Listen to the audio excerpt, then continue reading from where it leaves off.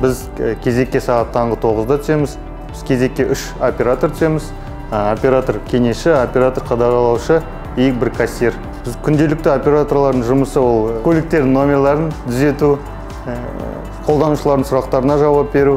Бір бағытта тәулігіне шамамен орташа 5-6 мың көлік өтеді. Қолданушылар көлік номеріне қателескен жағдайда, номерін дұрыс термеген жағдайда, қолданушылар осы біздің төлем алу пунктіне келіп, құжаттарын алып, өтініш жасаса болады. Біз 5 минут уақыттың ішінде өзінің дұрыс номеріне қайтарып береміз. Ол үшін өзінің жеке куәлігі и көліктің құжаттары қажет.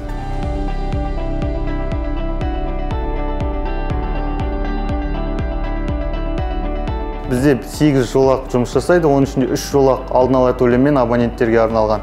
5 терминал қолма-қол ақша төлеу үшін арналған терминалдар. Көп байқайтын жағдай, жол қолданушылар қателесіп, алдын ала төлем жолақысына өтіп кетеді.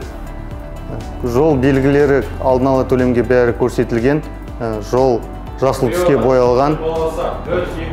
Қолданушылар байқамай өтіп кетеді. Ол жолақта қолданушылар қолма-қол ақша төлей алмайды. Сол кезде жол кептелісі бізде пайда болады.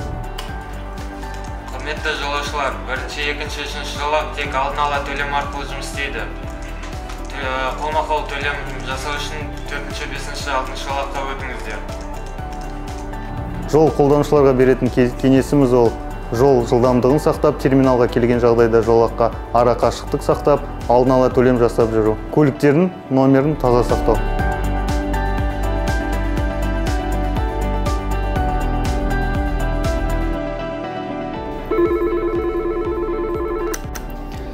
Қайырлы күн, есім Нұрлан. Сіз 1403 байланыс орталығына қоңырау шалып тұрсыз. Қандай көмек бере аламын? Қазіргі таңда күніне шамамен 400-500 қоңырау келеді. Бұл жазғы уақыттарда. Бірақ енді алып қарайтын болсақ, қысқы кезеңдерде шамамен 1000-1500-ға дейін барады. Өйткені жолдардың жабылуына байланысты қоңыраулар келеді. Қазіргі кезде көбінесе тариф бойынша, одан кейін абоненттік төлем бойынша бір жылға алынатын. Одан кейін қысқы кезеңдерде мысалы жолдардың ашылу немесе жабылуына байланысты сұрақтар туындайды. Ақылы жолдар бойынша қазіргі таңда тұтынушылардың екі сұрағы қызықтырады.